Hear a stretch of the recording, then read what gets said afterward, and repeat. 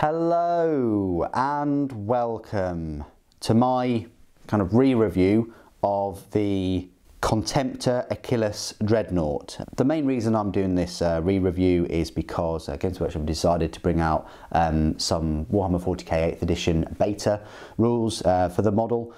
So if you're lucky enough to have some Custodian Guard from Forge World, then they're finally allowing you to use them in your games of 40k. This Dreadnought, this Achillus one with the spear, will cost you £56.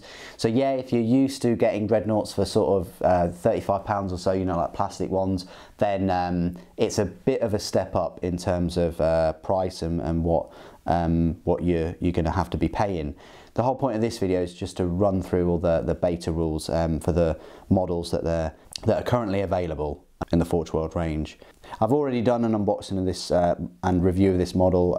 I'll try and put it in the description below. I'll try and find it if you wanted to see those videos too. The Contemptor-Achillus Dreadnought, it is an elite choice for your Adeptus Custodes army. Its power points cost is a 13 and its normal match play points cost is 160. I think that's quite decent, but then you have to buy the Dread Spear, which is going to cost you a whopping 75 points. So then you're in the realms of 235 points, plus your Lastrum Stormbolter, which is another 5, 240 points standard, which isn't too bad, you know, for what you're getting, and we'll discuss that right now. So it's one of these vehicles, unfortunately, even though it's the Emperor's finest or whatever, its characteristics do change as it suffers damage. So we'll just go through that now. So with its remaining wounds of between 7 and 12, its movement is 9 inches, so it's very fast. So it is fast. Weapon skill 2+, ballistic skill 2+. Between 4 and 6, its movement is 6 inches, and its weapon skill is 3+, ballistic skill 3+. And its remaining wounds of 1 to 3, its movement drops right down to 4 inches, weapon skill 4+, and ballistic skill 4+. So its strength is 7, its toughness is 7. As I said before, it's 12 wounds, but that is affected. It's got 4 attacks. Leadership 9 and a save of 2+. It's a single model. It's equipped with 2 Lastrum Stormbolters and an Achillus Dread Spear. Obviously mine's got the Attac destructors on it, but hey, you know, I'm sure people will let me use it. So it is in the elite section, so that's quite a highly contested section in the codex. You've got the normal Contemptor Dreadnought in there, you've got the Wardens, you've got the Alaris Terminators, and you've got the Vexillus, so it's quite contested. But the main reason you'll get this model is the Achillus Dread Spear. It's got 2 weapon profiles, like a lot of the Custodian Guard units. It's got a shooting attack and a melee attack. So the shooting attack, it's a range 36 inch, heavy D3, strength 9, AP -3 and damage D3. So it's almost like a las cannon. You know, you can have possibly 3 shots with it. And with its movement of 9 inches means that it almost has that range of a las cannon anyway. You know, you move it 9 inches and then you fire the 36 inch range. That puts it at an effective range of 45 inches, which is obviously 3 less than, you know, a trooper just standing still and firing a las cannon. But it does have the AP -3 and a damage of D3. Would have been nice if it was AP -4. The melee profile though, it's a strength ×2 for the user, so that's strength 14, AP -3 and a damage of D6. So a similar kind of armor penetration as a normal Guardian Spear there, but it's got an ability. Any damage rolls less than 3 that are made for this weapon count as 3. So that's excellent. So it's a minimum of damage 3 for this weapon, but you can have it up to damage 6, which is horrific with you know, 4 attacks. The Lastrum Stormbolter, it's a Lastrum Stormbolter. It's range 24 inch, rapid fire 2, strength 5, AP -1 and a damage of 1. And remember, you get 2 Lastrum Stormbolters, so you're getting rapid fire 4.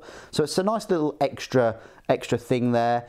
You roll well, and if you're 12 inches obviously, and you roll well with your las cannon too, then you're going to be getting 11 shots, let's face it. Abilities, Impaling Lunge. So this is quite specific now for the rule set for this model for 40k. In any turn in which this unit has successfully made a charge move, any melee attacks which hit on a 6 cause 1 mortal wound each, in addition to their usual damage.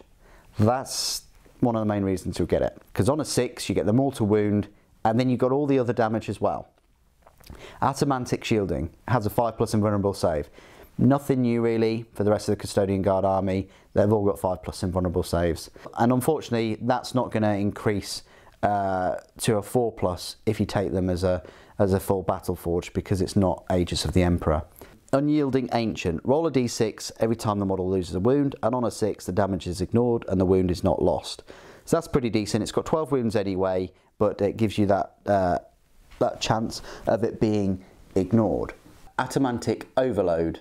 If the model is reduced to 0 wounds, you roll a d6 before removing it, and on a 6 it explodes, but each unit within 2d6 suffers d3 mortal wounds. That's pretty good. That's a big explosion there. You know, you could have 12 inches of explosion.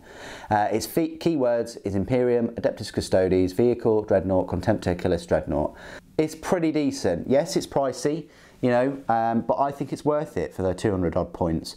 You've got something there that has an effective range of 45 inches, so you're not too fussed about getting it in close as much as you are with the Exemplar Dreadnought, which I will talk about in another video, in a future video.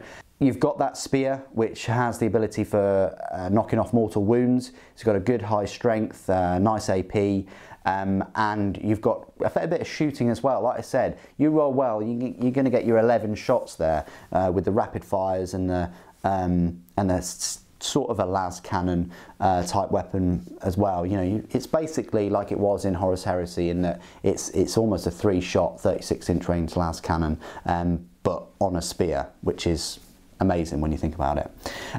Anyway, what do you guys think? That's the whole point, opening up a big discussion about these beta rules. What do you guys think? Put it in the comments below. What do you think of them so far, especially in regards to this Achilles Dreadnought? Thank you ever so much for joining me today. Thank you for watching. The Emperor Protects.